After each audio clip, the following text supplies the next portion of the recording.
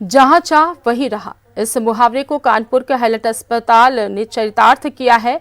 इसी का एक उदाहरण तब देखने को मिला जब बिना शासन के सहयोग के एलएलआर हॉस्पिटल के प्रधानाचार्य ने संवेदनशीलता दिखाते हुए बर्निंग वार्ड को चालू कराया। इसे हम न्यूज प्लस की खबर का असर भी कह सकते हैं।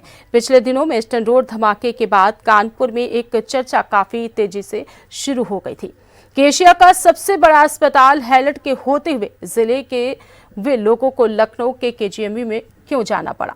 क्या शासन और हाईलाइट हॉस्पिटल के बीच सब कुछ ठीक नहीं चल रहा है? और इसी क्रम में जब राज्य निर्माण विभाग के अधिकारियों से बात करने की कोशिश की गई तो उन्होंने असमर्थता जताई, लेकिन जेएसवीएम के प्रचार डॉक्टर संजय काला के प्रयासों से बर्निंग वार्ड को चालू किया गया। और वही मामले पर न्यूज प्लस संवाददाता आलोक शर्मा ने जेएसवीएम के प्राचार्य डॉक्टर संजय काला से बातचीत की और जो सवाल लोगों के मन में चल रहे थे कि आखिर इतना बड़ा हॉस्पिटल होने के बाद लोगों को राजधानी का रुख आखिर क्यों करना पड़ा, इस विषय पर डॉक्टर काला से जवाब मांगा। आइए सुनते हैं।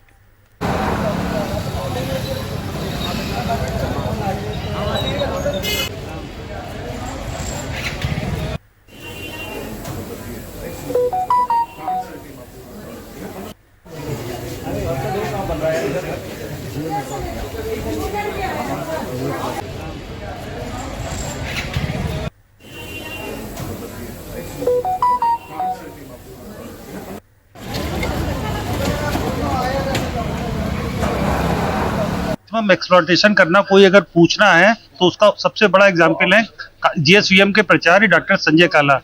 जब शासन ने सारी व्यवस्थाओं का इनको नहीं दी तब इन्होंने जो बर्निंग विभाग अपने आप जो चलता है, जो बर्निंग विभाग काफी समय से हाईलाइट अस्पताल का एक पहचान बना हुआ था, इसको उन्होंने टेम्परेरी रूप से फिर पिछले सालों की तरह फिर से चालू कर दिया है। हमारे साथ बात करने के लिए मौजूद हैं कानपुर जेएसवीएम के प्रधानाचार्य संजय काला। सर, अभी आप लोगों ने फिर से एक बार बर्निंग विभाग को दीपावली के लिए स्टार्ट कर दिया है, ये बड़ी पहल है, क्या कहेंगे सर? नहीं, एक्चुअली में 10 दिन के लिए हम लोगों ने, हालांकि हमारे यहाँ जो बर्न यूनिट है, कई बार कहने के बाद में, शिकायत करने के बाद भी जो कार्यदायी संस्था है उसके इंजीनियर झूठ बोल रहा है कि हाँ उन काम हो गया।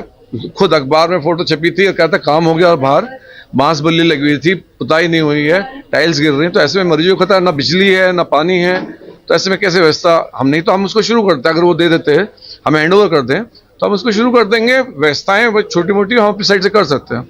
और दूसरी बात है मैन पावर की और उपकरणों की और अतिरिक्त आवश्यकता है। लेकिन चूंकि दिवाली एक ऐसा त्यौहार, इसमें अगर बर्न के पेशेंट्स के आने की बहुत संभावना है, ब्लास्ट के पेशेंट आते हैं, बॉम्ब से हाथ जल जाते हैं या शरीर जल जाता है, तो ऐसे मरीजों के दृष्टिगत हाल ही में काफ़ी सारे इंसिडेंसेस भी हुए हैं।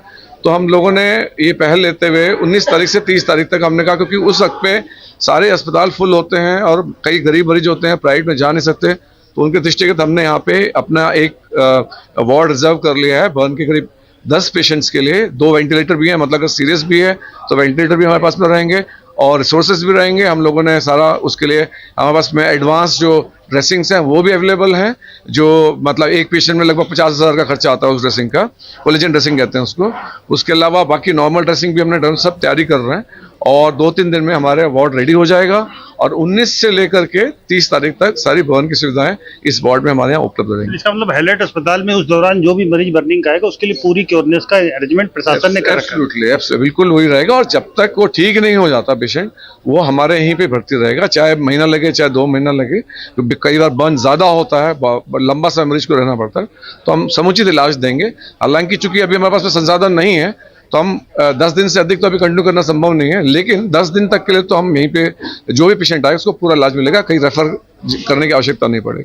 जैसा कि आपने देखा बताया डॉक्टर संजय काला ने कि वर्ष से वर्ष स्थिति के पेशेंट भी अगर इस दौरान आते हैं तो उनका समुचित इलाज पूरी संवेदना के साथ करने के लिए हाईलाइट प्रशासन तैयार है। कैमरामैन नौशाद के साथ आलोक शर्मा, न्यूज प्लस कानपुर।